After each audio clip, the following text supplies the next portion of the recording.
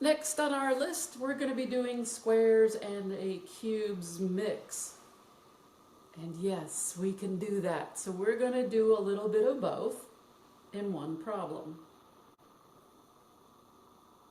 Let's look at this. This problem is basically starting off as a GCF problem. I have this first term here minus this second term here. And I notice that they both share this parentheses in common. So I'm going to factor out the GCF. Again, the GCF is 8a cubed minus b cubed. When I factor out the 8a cubed minus b cubed, I'm left with the x squared minus 49. And what you see here is a difference of cubes times a difference of squares.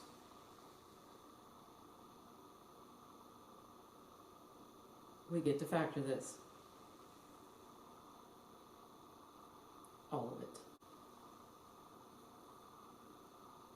8 is really 2 cubed times a cubed minus b cubed, and we have x squared minus 7 squared. Both of these factor into two sets of parentheses.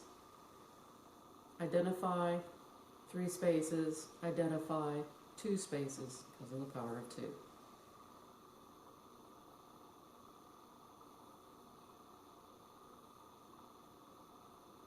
And we end up with identify 2a minus b without the powers of 3. Then we have 2 squared a squared, the first one squared. This is a minus, and we have a plus. 2a times b together. Then you have a b squared, a positive b squared last. X squared minus 7 squared gives us x minus 7 times the x plus 7.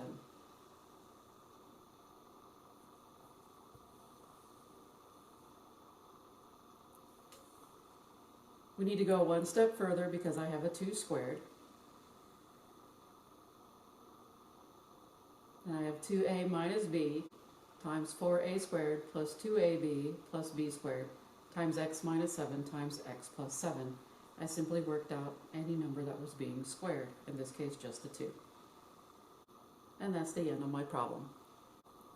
Next example, I have m cubed times b squared minus 81 plus 27 times b squared minus 81.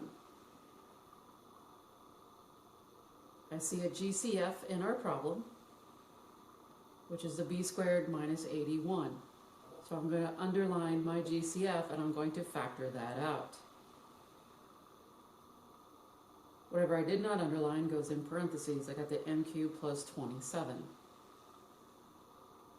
I'm going to end up with, this is 2 sets of parentheses and another 2 sets of parentheses. Okay, step 2, we're going to factor all of it. So I turned all of my numbers into their appropriate squares or cubes. Difference of squares, most students are relatively familiar with those and like those. Most students don't like a cube, but we do have to work on it, which is why we have these problems.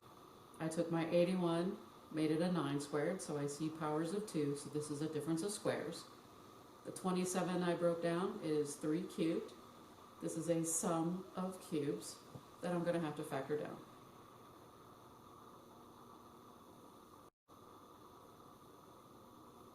I have b minus 9 times b plus 9. Identify without the powers of 3. Square my m. Multiply the 3 and the m together, give me my 3 squared. Plus, opposite sign is minus, last sign always plus. Power of 3, 3 terms.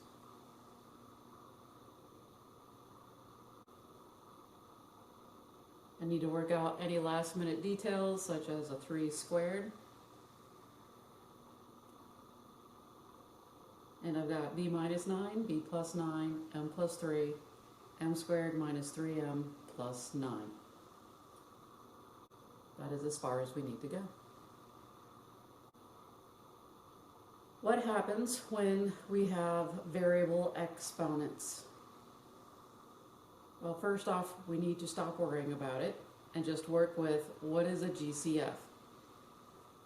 So we have 25r squared plus v squared, 25r squared plus v squared. That's my GCF. That's what I'm going to factor out.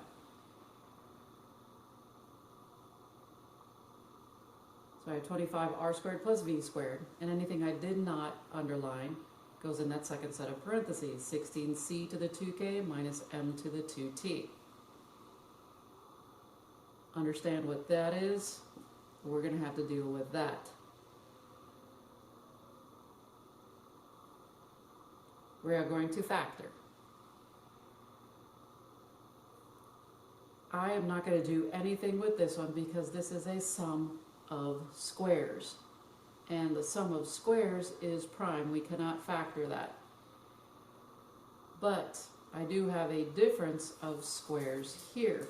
So I am going to factor this one, understanding that even though this is prime and it's done, this needs to carry on through with the rest of the problem.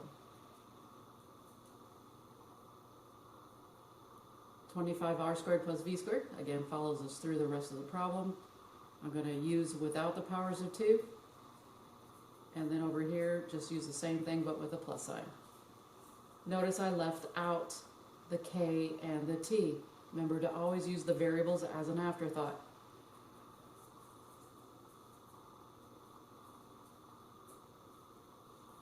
C had a 2k, m had a 2t. What is half of 2? It's 1. So 1k goes on this c, 1k goes on this c. Half of 2t was 1t, so 1t goes on the m and the other t goes on the m. And that's it. That is the end of this problem. We needed this here. We got our variables as our exponents. We did the difference of squares. We are good to go.